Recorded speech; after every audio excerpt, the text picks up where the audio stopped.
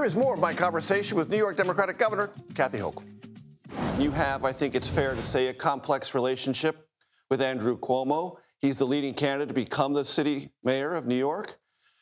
I don't know a lot about New York politics, but I know it's always an interesting relationship between the governor and any mayor of New York City. So there are a lot of layers of complexity here. Walk me through them.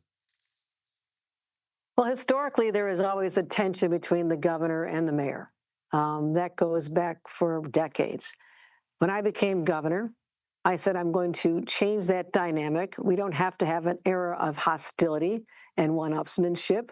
I also represent, as governor, the 8.3 million people who call New York City home. They're also my constituents. So why would I take steps to harm them or their duly elected leaders just to make my own ego feel like I'm in charge? I don't have to go there. What I've done is develop a relationship. I work with Bill de Blasio. I work closely with Eric Adams. I bring resources to the city. The mayor of the city of New York asked for $1 billion to help build affordable housing. I didn't put him through contortions to get that money. I said yes. So I've reframed the narrative.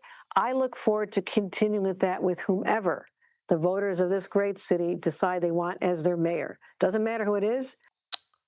Couple of questions. You worked hard for the legislature to provide inflation refund checks. Couple of questions. Will your name be on those checks? And do you have any fear they'll fuel inflation like the COVID relief checks might have? My name will not be on the checks, but what we've done is tried to address a situation, the opposite of what Washington is doing with their tariffs and their cutting programming and hurting our New York family. I've done the opposite in terms of trying to put more money back in people's pockets. The inflation rebate is part of that strategy. Overall, it's $5,000 back in families' pockets with a middle-class tax cut, the largest rate cut we've seen in 70 years. But the inflation rebate comes from one source. We saw last fall our collections and sales tax were up $3 billion. Why? Because New Yorkers paid more for everything because of inflation. Price of a product goes up, the sales tax goes up. What I said was, this doesn't belong to us. It belongs to New Yorkers. Let's put it back in families' pockets, the ones who are struggling, trying to pay for groceries and childcare and utility bills. I lived that life. That was my experience in my own parents' life who started living in a trailer park, and we really struggled. We buy our clothes at used clothing stores, and my mom tried so hard to stretch the food to feed a family of 8. And even when I started out and had to leave a job I loved in Washington, working for Senator Daniel Patrick Moynihan, I loved that position, but I couldn't afford childcare myself. We lost my income, and I was the mom clutching coupons, going into the big box stores, buying the bulk size paper towels and diapers. So when people are struggling now, I take it personally. I'm not a cynic by nature, Governor, but I read people who are, and there are some cynics who say the inflation refund checks are a way to soften congestion pricing increases. I don't see the connection at all. They're actually independent. Most people in the state of New York aren't even within the realm, the geographic area that's affected by congestion pricing. And congestion pricing is working. I was able to reduce the initial cost 40%. It was supposed to be $12 for people who go into the congestion zone. I got it down to $9, reduced it dramatically. But also, that is funding the lifeline of our city, which is public transportation.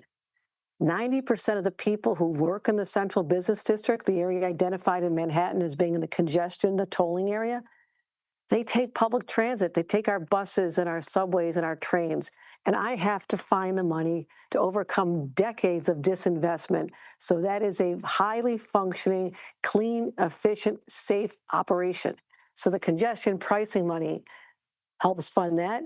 But also, New York is a different place right now. Our streets are not as congested. And people that were very fearful of congestion pricing, like people on Broadway, all the producers, they just had their best year ever. Retail sales, people were terrified people would not come into the city of New York. They're coming in droves. Our streets are packed. People are spending money. And the good news is that everybody from Uber drivers to taxi drivers, they're getting around faster because there's less traffic. You're in a rather intense legal war with the Trump administration over congestion pricing. Where does that stand, and how would you describe your relationship with President Trump on this and so many other issues? On congestion pricing, we just keep winning. We had another victory in court, literally a temporary restraining order to get the administration to stop threatening me. Every month I get a letter, a hostage letter, it seems. They're saying we're going to take your funding for different programs if you don't stop it. The truth is, this is a local decision made by a state and its localities that we want to manage our traffic in a certain way. And it is not the purview of the federal government. We secured all the necessary approvals in the past, so that's not up for dispute. And the judges just keep agreeing with us. So I encourage the Secretary of Transportation, who seems very, very obsessed about this program, focus on the skies. You're responsible for safety in our skies with airplanes and air traffic controllers. I'll do my job, you do yours, and we'll be far better off. My relationship with the president, obviously complex, but I have said to him, and we've rolled up our sleeves and worked together in areas where we have a common interest, and I'm grateful for that access. And using that to say, let's work on Penn Station together. This should be a beautiful monument to all that is great about New York City, not the current hellhole that it is right now. So he wants to help me with that. He understands my arguments on congestion pricing. I don't necessarily think he agrees, but he understands this is the prerogative of the local government and the state, and we'll see how it goes. Governor, you're running for re-election next year. I want to read you a quote from Elise Stefanik, who is a member of Congress who's all but announced to challenge you. Quote, "The fact is that Kathy Hochul is not only the worst governor in America, she is also the biggest drag on the ballot in the state of New York." Your response? Check the source. I will not accept What do you that mean by kind of that? criticism from a Republican. She's wrong. She's wrong. I mean, I would welcome a race like that. Let me tell you, I've run in 16 elections. I'm very competitive.